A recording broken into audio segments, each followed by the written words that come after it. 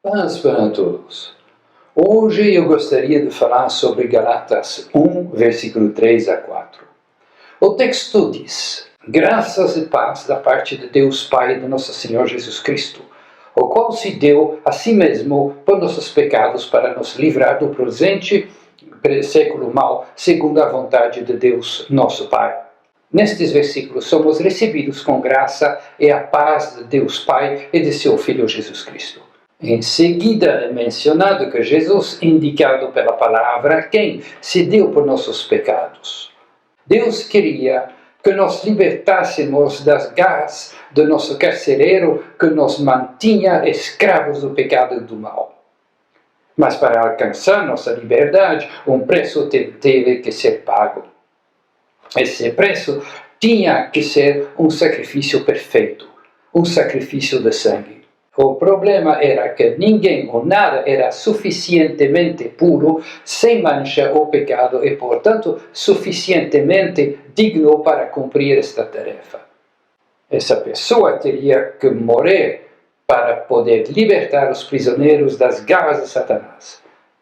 O amor de Deus é tão grande e profundo que ele ofereceu seu único filho Jesus, que era o único tão puro que poderia completar esta missão de resgate. Então Jesus deu a vida em amor para nós.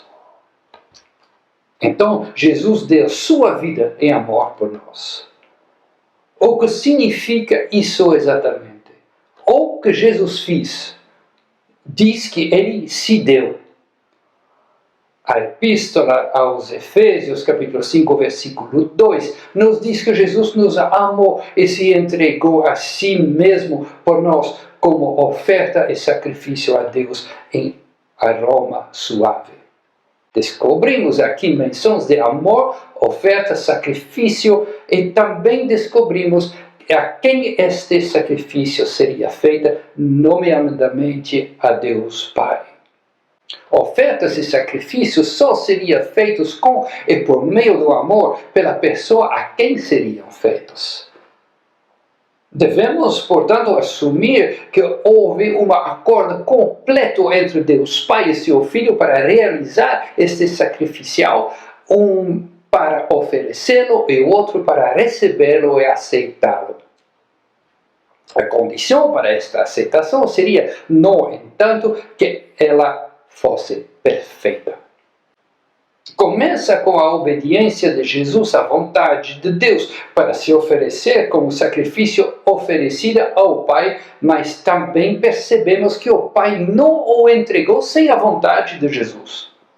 Para este sacrifício, ouro, prato ou animais não eram suficientemente bons, então o Filho de Deus deu a si mesmo seu próprio corpo, seu próprio sangue, sua própria vida. Daqui a pouco veremos porque Jesus se entregou. Primeiramente, precisamos entender que Cristo nos ama. O amor é a base de tudo. Onde está o amor, não havia raiva, nem fúria, nem protesto, nem blasfêmia. Quando o amor verdadeiro está presente, qualquer pessoa faria qualquer coisa para aqueles que são amados. Pela salvação dos outros, Jesus lutou contra o pecado ao ponto de derramar seu sangue, ou ao ponto de até dar sua alma para eles. Cristo se ofereceu a Deus e se permitiu ser matado injustamente porque estava seguindo a vontade do Pai. Devemos entender que Jesus foi o resgate, o valor de troca de nossas vidas, que foram prisioneiras do mal e de Satanás. O diabo matou Cristo porque ele se ofereceu a Deus no processo de cumprir a retidão, pois ele estava se apegando à vontade de Deus Pai. Em seu sacrifício, retidão e verdade são revelados. Deus olhou para isso e é por isso que seu sacrifício foi aceito. Mas por que Jesus foi oferecido? Para responder a esta pergunta corretamente, devemos retornar ao tempo da criação da humanidade. Quando Deus criou o homem e a mulher, eles foram feitos perfeitos. Isso só pode ser porque eles foram criados à imagem do próprio Deus. Depois de criados, Deus os colocou em um jardim para cuidar dele. Eles tinham liberdade total, exceto por um mandamento: não deviam tocar no fruto da árvore do conhecimento do bem e do mal. Porque, disse Deus, no dia em que dele comerás, certamente morrerás.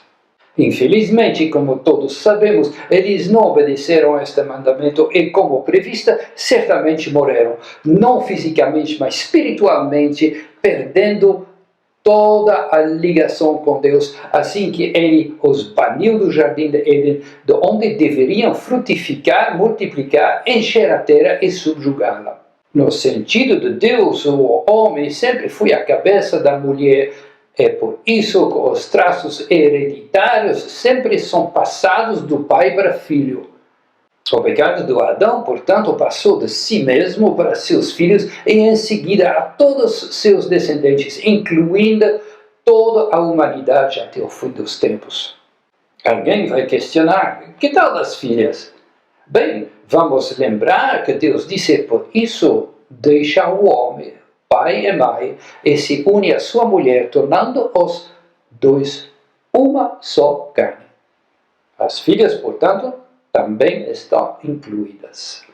Essa é a razão pela qual Romanos capítulo 3, versículo 23, confirma que todos pecaram. Por causa disso, Deus, como parte da aliança adâmica, amaldiçoou a serpente e prometeu a redenção por meio da semente da mulher. Mais tarde, a semente da mulher foi Jesus Cristo, o Messias, o Redentor da humanidade. Por qual razão Jesus se deu? A resposta a esta pergunta é: por nossos pecados. Não para receber uma coroa, um reino, ou santidade, ou justiça, mas por nossos pecados. A força e o poder do pecado ficam bem claros nas palavras: ele se entregou pelos nossos pecados. Somos culpados do pecado e prisioneiros do diabo. Nesta primeira parte do versículo 4 de Gálatas 1, podemos entender corretamente que a palavra pecados inclui a ira eterna de Deus e todo o reino de Satanás. Isso deve nos mover e nos assustar para não cairmos em pecado. Frequentemente, somos descuidados e não pensamos nada sobre o pecado, mesmo que ele traga consigo uma ferroada e um remorso de consciência, e pensamos que podemos nos livrar dele por algum trabalho ou mérito. Também nos diz que somos todos servos e escravos do pecado.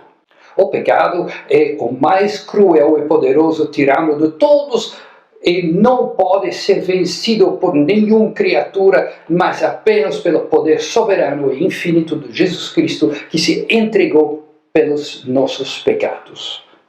Mas Jesus venceu este tirano invisível por meio de sua morte.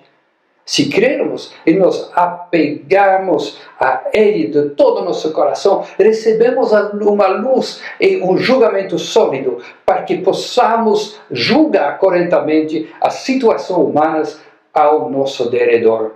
Não esqueçamos o pronome nosso. É fácil acreditar que o Filho de Deus foi dado pelos pecados de Pedro, Paulo ou dos outros santos que pensavam serem dignos desta graça. Mas é mais difícil crer de coração que Jesus se entregou pelos nossos pecados infinitos e horríveis.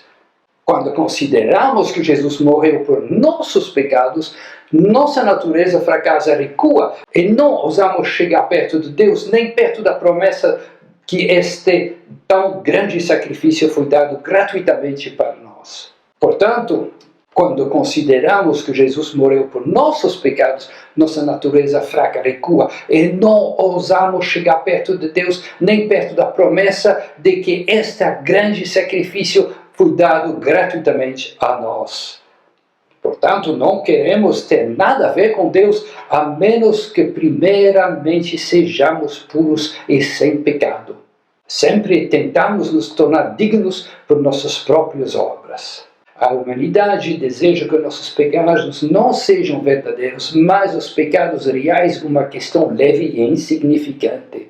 A razão humana quer se apresentar a Deus, não um pecador real, mas um fingido que não tem medo de nada, sem nenhum sentimento de pecado.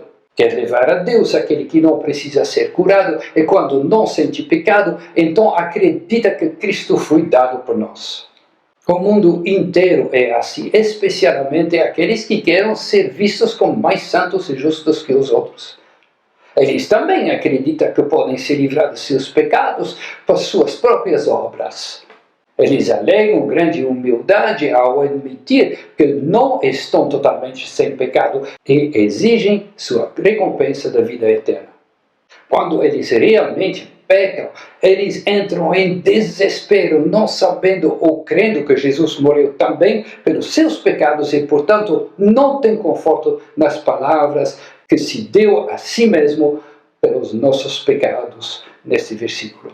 Se você não é dentro daqueles que dizem nossos pecados, que têm a doutrina da fé, ensinam, ouvem, aprendem, amam e creiam na mesma, não há salvação para você. Não há nada em nós a não ser o pecado.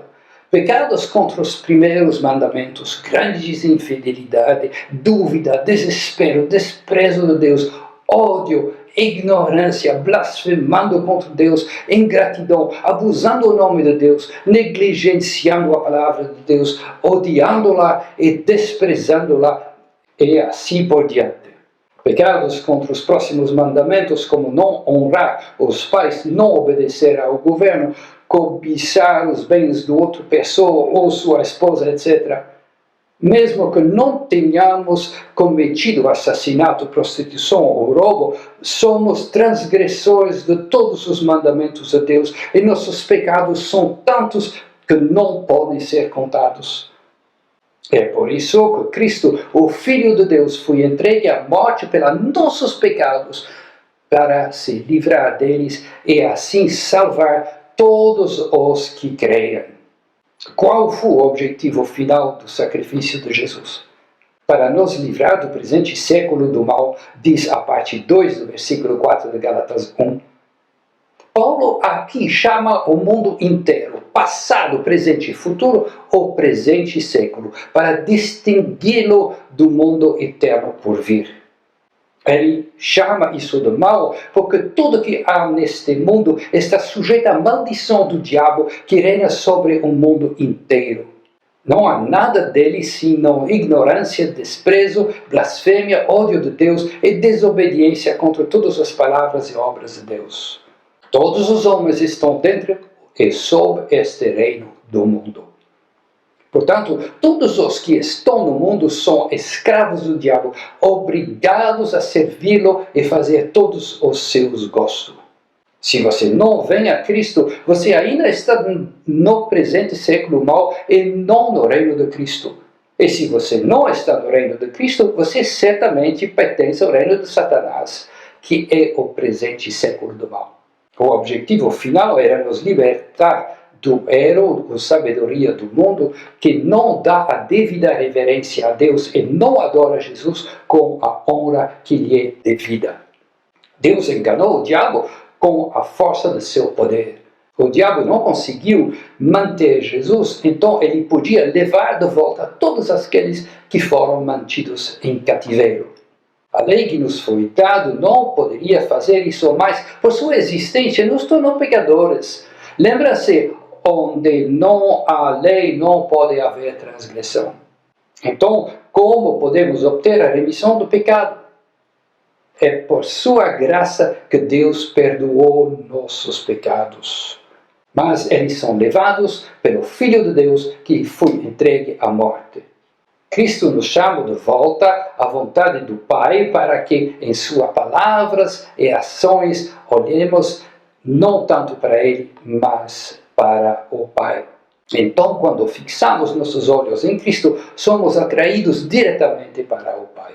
Não somos libertados por nossa própria vontade ou inteligência, nem por nossa própria sabedoria ou planejamento, mas porque Deus teve misericórdia de nós e nos amou.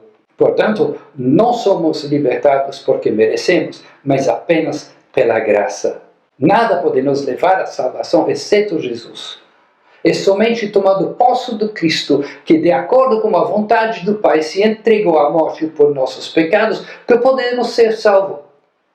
Quando você reconhece que esta é a vontade de Deus por meio de Cristo, a ira cessa, o medo e o tremor desaparecem e Deus não aparece mais com algo outro além de misericordioso.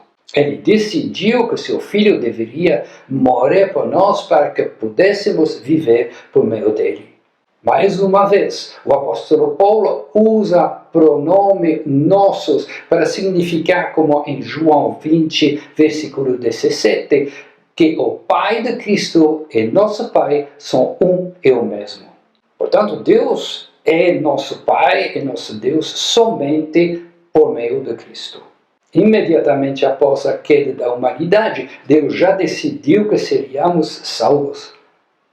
Ele já fez um plano e o divulgou em Gênesis capítulo 3, versículo 15. Já estava estabelecido então que a semente da mulher, ou seja, Jesus, venceria Satanás e também predisse que esta semente, o Cristo, seria quebrado por nós. Por favor, aceita o plano de Deus em amor para que você seja livre deste presente século mau e ande na luz para a vida eterna. Amém.